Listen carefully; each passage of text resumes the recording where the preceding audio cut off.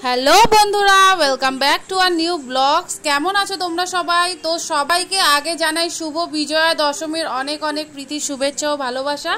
আর বড়দেরকে আমার তরফ থেকে আর কি প্রণাম। তো দেখতেই পাচ্ছ আজকে আমরা বেরিয়েছি প্যান্ডেল হপিং করতে। তোমরা তো জানোই আমাদের ব্লগগুলো অলরেডি আগে দেয়া আছে যে আমরা সেরকমভাবে এবছরে ঠাকুর দেখিনি। তো দশমীর দিন আমরা বেরিয়ে পড়েছিলাম, একটাই তার রিজন যে হয়তো এই দিনকে ভিড়টা একটু কম হবে আর আমরা একটু ঠাকুর দেখতে পারবো আর কি। তো ফাইনালি দেখো আমাদের মানে সন্তোষপুরেই কাছেই, তোমরা জানো আমাদের বাড়ি যেহেতু মুকুন্দপুরে, তো সন্তোষপুরে পরপর তিনটে ঠাকুর ওঠে, মানে তিনটে ঠাকুর পুজো হয় আর কি, প্যান্ডেল হয়, খুবই ভালো আর কি। তো তারই মধ্যে একটাই চলে গেছে, এটা হচ্ছে লেকপল্লীতে। তো এখানে করেছিল দূরদর্শন, মানে আমাদের সেই পুরনো আর কি ছোটোবেলায় 90 মানে আমার যেহেতু 90-তে ডেট অফ বার্থ আর কি, ডেট অফ ইয়ার, তো ওটাই বলছি আর কি, মানে ছোটোবেলার স্মৃতি একদম চোখের সামনে যেন ভেসে উঠেছিল। সেই দূরদর্শনে ওই গান, ওই মিউজিক, ওরকম পুরো থিমটা খুব করেছিল আর কি। আর তার মধ্যে ঠাকুরটাও করেছে ওরকম ব্ল্যাক অ্যান্ড হোয়াইট কম্বিনেশনে, কোনো রকমের কালার ইউজ করেন, ঠাকুরটাও খুব সুন্দর। তো ওখান থেকে বেরিয়ে এবার আমরা চলে এসেছি, এটা সাউথার্ন অ্যাভিনিউ ছিল মোস্ট প্রবাবলি, আমি নামগুলো ঠিক বলতে পারছি না, তোমাদের মনে নেই।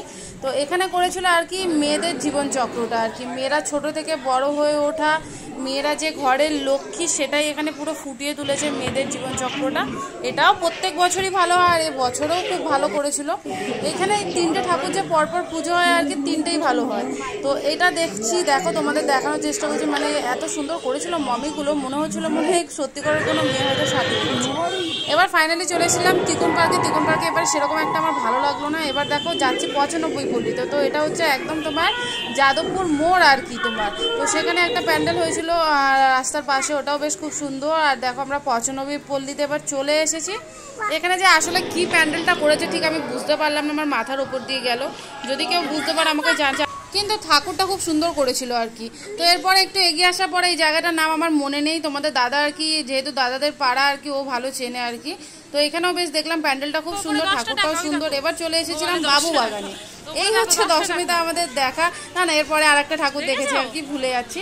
তো দেখো এখানে এসে তো মনে হচ্ছে আমি কোথায় চলে আসলাম, যদি কিছু টাকা ব্যাগে ভরে ঠরে নিয়ে যেতে পারতাম কি ভালোই না হতো বলো, তাই না?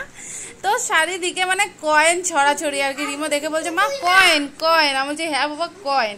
তো এখানে বেশ একটা অন্য রকমের এক্সপিরিয়েন্স হলো, ভালো লাগছিল, একটু অন্য রকমের থিম, এরকমভাবে এরকম কয়েন দিয়ে এর আগে আমি কখনো দেখিনি আর কি। তো দেখে দেখো আমি যেটা বলছিলাম তোমাদের, এটা হালতোর এখানে হয়েছিল পুজোটা, কিন্তু আমি ঠিক জানি না এটারও নাম আর কি, হালতোর, তবে জায়গাটা জানি তোমাদের দাদা বলেছিল বলে। তো এখানে প্যান্ডেলটাও খুব সুন্দর করেছিল। ও আগের দিন মানে এটা তোমার দশমী, তো নবমীতে এসে দেখে গেছিলো। তো আমাকে বললো চল ওখানে নিয়ে যাবো, তো ওই এসেছিলাম আর কি। তো বেরিয়ে আমরা খেয়েছিলাম একটু পাপড়ি চাট, রিমোকে দোল্লায় চড়িয়েছিলাম, সেই ভিডিওগুলো দেওয়া হয়নি। আর এটা একদমই চলে এসেছি ওর পাড়ায়, এটা হচ্ছে তোমার বিজয়গড় না বিজয়নগর কি ছিল যেন মনে পড়ছে না। আবার দেখো আমি আসলে কি বলো তো ওইদিকে জায়গাগুলো খুব একটা ভালো চিনি না।